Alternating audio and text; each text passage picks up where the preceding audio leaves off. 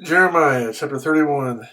At that time declares the Lord, I will be the God of all the clans of Israel, and they will be my people.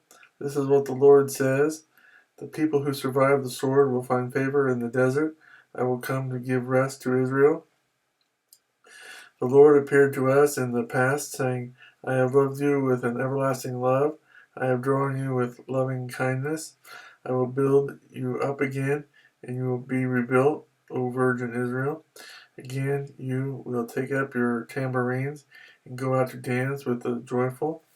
Again, you will plant vineyards on the hills of Samaria. The farmers will plant them and enjoy their fruit. There will be a day when watchmen cry out on the hills of Ephraim, Come, let us go up to Zion, to the Lord our God. This is what the Lord says. Sing with joy for Jacob, shout for the foremost of the nations. Make your praises heard and say, O Lord, save your people, the remnant of Israel. See, I will bring them from the land of the north and gather them from the ends of the earth. Among them will be the blind and the lame, expectant mothers and women in labor. A great throng will return. They will come with weeping.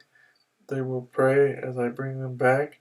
I will lead them beside streams of water on a level path where they will not stumble. Because I am Israel's father, and Ephraim is my firstborn son, hear the word of the Lord, O nations, proclaim it in distant coastlands.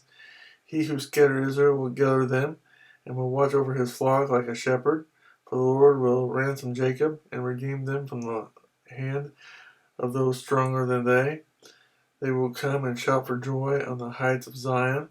They will rejoice in the bounty of the Lord, the grain, the new wine, and the oil, the young of the flocks and herds. They will be like a well-watered garden, and they will sorrow no more. Then maidens will dance and be glad, young men and old as well. I will turn their mourning into gladness. I will give them comfort and joy instead of sorrow. I will satisfy the priests with abundance. My people will be filled with my bounty, declares the Lord. This is what the Lord says. A voice is heard in Ramah, mourning and great weeping, Rachel weeping for her children, and refusing to be comforted because her children are no more. This is what the Lord says. Restrain your voice from weeping and your eyes from tears, for your work will be rewarded, declares the Lord. They will return from the land of the enemy, so there is hope for your future, declares the Lord. Your children will return to their own land. I have surely heard Ephraim's moaning. You disciplined me like an unruly calf, and I have been disciplined. Restore me, and I will return, because you are the Lord my God. After I strayed, I repented. After I came to understand, I beat my breast. I was ashamed and humiliated, because I bore the disgrace of my youth. Is not Ephraim my dear son, the child in whom I delight? Though I often speak against him, I still remember him. Therefore my heart yearns for him. I have great compassion for him, declares the Lord. Set up road signs, put up guideposts, take note of the highway, the road that you take. Return, O Virgin Israel, return to your towns. How long will you wander, O unfaithful daughter? The Lord will create a new thing on earth. A woman will surround a man. This is what the Lord Almighty, the God of Israel, says. When I bring them back from captivity, the people in the land of Judah and in its towns will once again use these words. The Lord bless you, O righteous dwelling, O sacred mountain. People will live together in Judah and all its towns, farmers and those who move about with their flocks.